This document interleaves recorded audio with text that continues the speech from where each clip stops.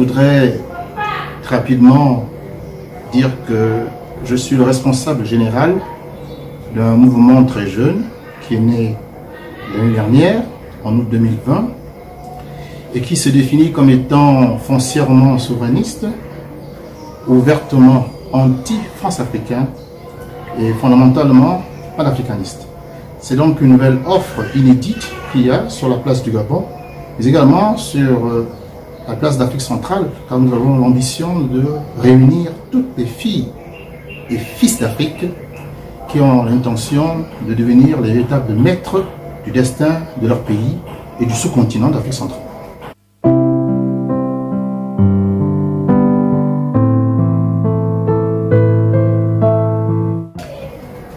Alors, plusieurs observations. La première, c'est d'abord qu'il faut avoir une pensée pieuse envers d'une personne qui est morte, car Idriss Déby était un homme qui avait une femme, des enfants, une famille, des proches, et donc naturellement, sa famille proche est touchée par ce décès et nous compatissons. Pour autant, Idriss Déby était un dictateur, un homme qui a oppressé son peuple et qui n'a pas voulu faire du Tchad un état de droit. Et pour nous, souverainistes panafricanistes, nous considérons que chaque fois qu'un dictateur disparaît du continent africain, alors c'est une victoire. Car ça donne la possibilité de battre des cartes et de partir sur de nouvelles bases. C'est du moins la position que nous défendons. Donc nous n'allons pas pleurer sur la mort d'Idriss Déby en tant qu'homme politique, mais nous allons pas nous réjouir de la mort d'un homme. Nous sommes un Muntu. Chez les Muntu, nous respectons le caractère sacré de la mort. Car nul n'en échappe. Maintenant, s'agissant des circonstances de la mort d'Idriss Déby, nous restons très perplexes au niveau du New Power. Pourquoi?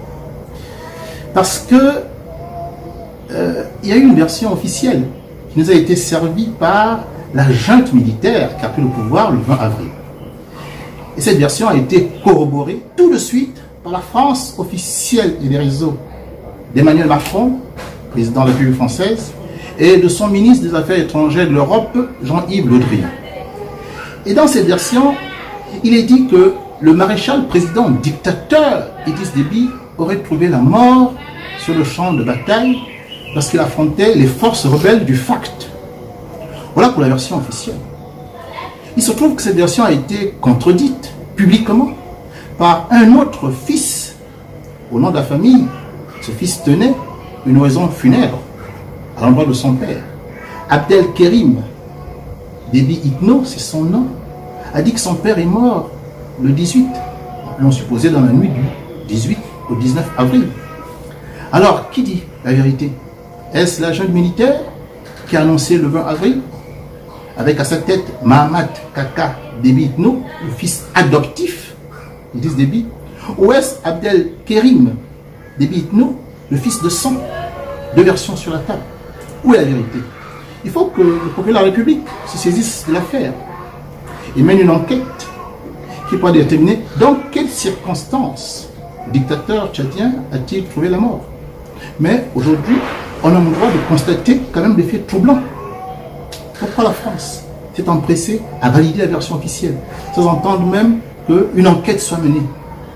Pourquoi la France a décidé de participer aux obsèques de Déby, alors que Macron s'interdit de venir sur le continent africain à cause de la pandémie du Covid-19? Pourtant, l'Afrique est le continent le moins touché. Mais ce Macron s'est bien déplacé pour venir en Afrique, précisément à Djamena, au cours des obsèques. Vient-il pour conforter, pour introniser, finalement, les putschistes? C'est la question qu'on peut se poser. Et c'est un peu notre avis. Les faisceaux de présomption laissent penser peut-être que Idriss Déby n'est pas mort, tel que nous l'a livré la version officielle de la junte militaire. Il y a donc lieu de se poser des questions pertinentes sur la manière dont Idriss Déby a trouvé la mort, soit le 18, soit le 20.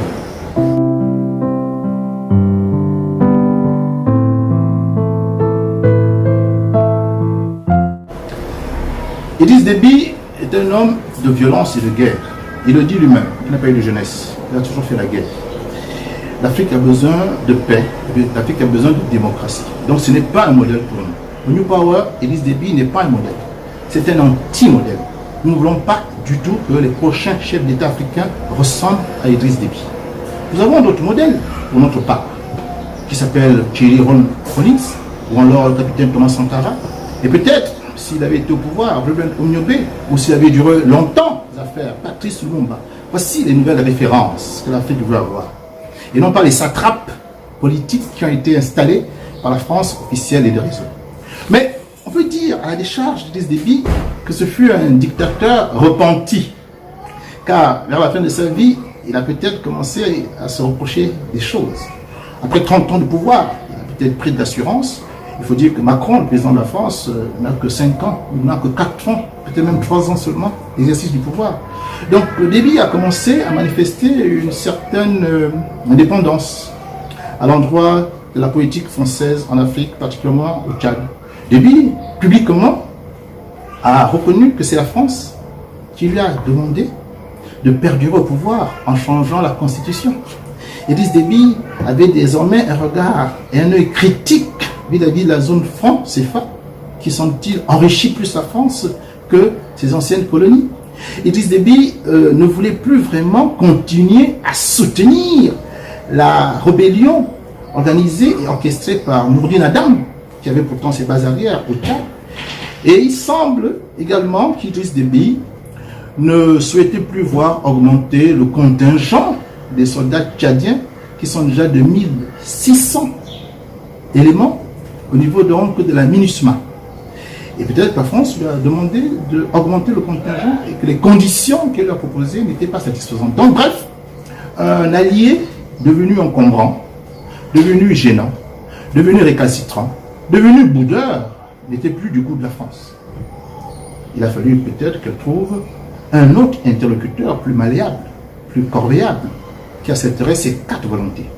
Il semble que le jeune Mahamat Kaka Déby Itno ait décidé de jouer ce rôle de marionnette que ne voulait plus jouer son père adoptif Idriss Déby.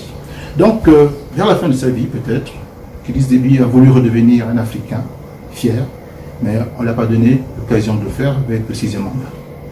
On retiendra donc pour 90% un personnage détestable par la politique qu'il a menée, et pour 10% un être humain qui peut-être a voulu faire vers la fin de sa vie amende honorable.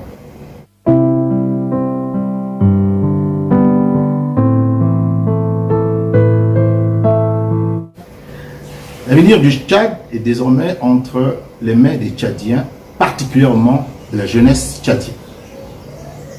La jeunesse tchadienne aujourd'hui qui évolue sur les réseaux sociaux et qui est de plus en plus consciente du rôle qu'elle doit jouer, a le choix entre laisser Mahamat Kaka Déby Itno, putschiste, président du comité militaire de transition, diriger le pays, comme l'a fait son père, dans une dictature soutenue par la France, pour 18 mois, reconduit, semble-t-il, possibilité pour son mandat d'être reconduit, ou alors cette jeunesse doit s'opposer et exiger le retour à l'ordre constitutionnel et à l'ouverture d'une sorte de conférence nationale souveraine où il y aurait un dialogue inclusif qui réunirait toutes les partis, associations, ONG, partis politiques et même les forces rebelles pour que, sur la base justement de ce nouveau départ dû à la disparition de Idriss Déby, nous puissions aller vers une nouvelle donne démocratique. C'est ce que nous pouvons souhaiter à la jeunesse tchadienne. Et nous demandons, je voudrais finir là, nous demandons à la jeunesse africaine de regarder avec beaucoup d'intention ce qui se passe au Tchad. Car nous vivons sous le même joug néocolonial français. Dans ma langue Ati, car j'appartiens au peuple Ekan, qu'on appelle à tort Fambeti Boulou, dans ma langue Ati, on dit que Oba Manoku, Onoso Atawa. Lorsque tu dépaisses le petit poussin, le petit caneton te voit. Donc, n'attendez pas qu'on vienne vous dépasser. Lorsqu'on dépaisse le Tchad, mobilisez-vous. Soutenez les Tchadiens. La jeunesse africaine, d'Afrique centrale précisément, doit soutenir la jeunesse tchadienne, doit soutenir le peuple tchadien. Car le combat que le Tchad mène est le combat que nous devons tous mener, c'est-à-dire la défrancafricanisation de l'espace francophone. C'est cela le vrai combat désormais à mener. Et que quand une marionnette tombe, il ne faut plus accepter qu'une deuxième, une troisième marionnette la remplace. Il est temps de s'en prendre directement aux marionnettistes. C'est la position que nous défendons, New Power, et nous souhaitons de plus en plus que cette position soit partagée par l'ensemble des Africains qui veulent la liberté, la souveraineté, la justice, la démocratie dans leur pays.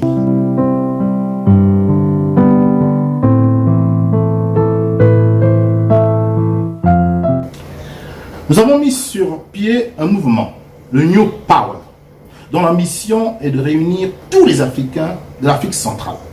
Nous considérons que Kémy Séba, qui est un activiste panafricaniste que nous respectons, fait un très bon travail dans la partie d'Afrique de l'Ouest. Nous souhaitons établir un pont entre le New Power au niveau de l'Afrique centrale et urgence panafricaniste en Afrique de l'Ouest. Mais pour cela, il faut que le New Power ait des membres, des personnes engagées. Une jeunesse qui a l'intention de prendre son destin en main et qui souhaite faire la politique de manière décomplexée, avec une nouvelle manière de voir les choses, une nouvelle pratique. Nous devons sortir du schéma éculé du passé. Le New Power, in English, en français, le nouveau pouvoir. On veut un nouveau pouvoir pour une nouvelle classe politique, pour une nouvelle façon de faire, pour un nouveau Gabon, pour une nouvelle Afrique centrale. C'est cela. C'est ça le message que je voudrais laisser à l'occasion donc de cette interview que vous m'avez accordée, et je vous dis grand merci pour cela.